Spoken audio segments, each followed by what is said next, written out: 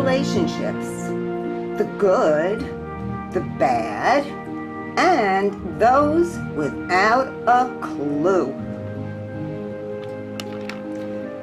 Due to sensationalized media coverage of abusive relationships among celebrities that result in few ramifications for the abusers, and the victim's willingness to overlook the hurtful behavior or accept blame for bringing it on, many teenagers today have mixed messages about their own rights and worth.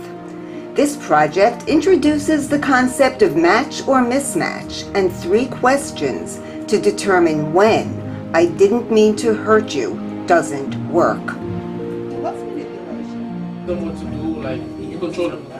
Okay, control. Manipulation. Using something against somebody. Using something against somebody. What's the best way to manipulate somebody into doing something? Blackmailing. Blackmail is excellent. If you love me, you would do this for me. That's the manipulation. Giving a false sense of hope. Making them feel guilty for not responding. What's abuse in a relationship? Physical, that's right. Physical, what emotional? What's emotional abuse?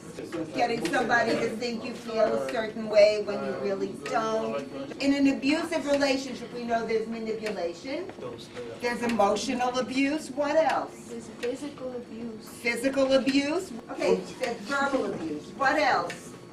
What about sexual abuse?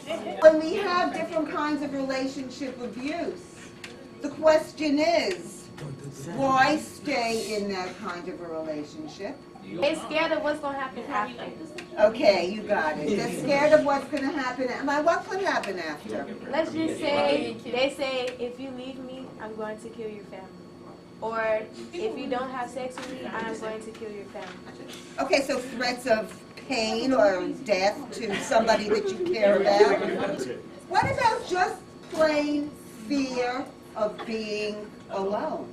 How many people confuse having somebody, even if they're terrible to them, with love? Because they probably grew up seeing whatever they're going through and they feel like it's the right thing to do. Exactly. Because very often, unfortunately, we follow our role models. How do you know when a relationship is a good one? When you're happy and you feel comfortable. Okay, when you're happy and you're comfortable. And what's your criteria?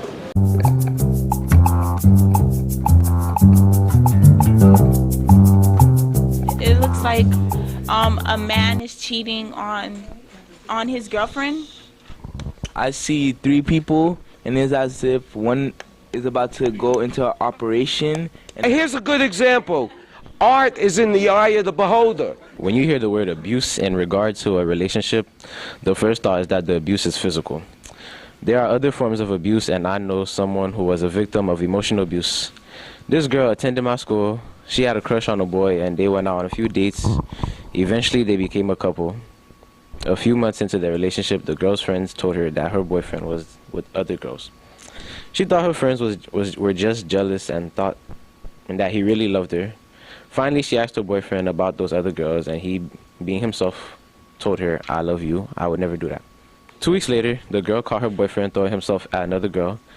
She broke up with him immediately. A few days after their breakup, friends and acquaintances started to spread rumors about her and him. Out of respect for her, he admitted to their friends that he had been cheating. Once the rumors simmered, they became friends. How would you react? I would've been shocked, but I would just... Would you end the relationship? Yes, I would. Why? Because... I don't know. Well, did it make you feel good or bad to find out he was cheating? Bad.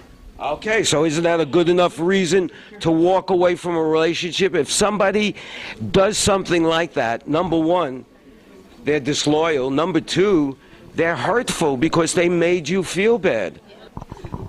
Some people make mistakes and cheat by accident, so I believe that some people need forgiveness. How do can't cheat by accident. That's like the most stupidest thing I've ever heard in my life. You cannot cheat on accident. What if that person that you're dating cheats on you by accident and accidentally get AIDS and accidentally pass it on to you? So that's going to be by accident or no?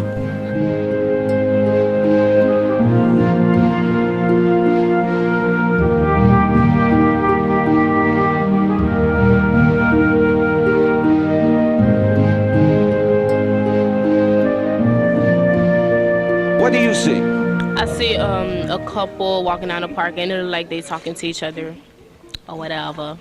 Okay, that's pretty evident. Now, why don't you read your story, and let's see if the picture goes with the story. My best friend Amy is in love with Chris. She is 16 and have long black beautiful hair and stunning caramel colored skin. Chris was new to the school, having moved to Miami only a year ago. Amy and Chris hung out a lot and he became her close friend. One day Amy came to me excited that she and Chris were in a relationship. Cool, that's great. I'm happy for you, I told her. Afterwards, I thought about Amy and her relationship with Chris. Was he treating her with respect? When they went on a date to the movies and Amy wore a new outfit that she thought looked attractive, Chris told her he didn't like it. Amy cried and never wore that outfit again. The way I see it, Chris wasn't being constructive when he told Amy what to wear. He was being controlling. She does what he asks. After all, when she cries, he said, I didn't mean to hurt you.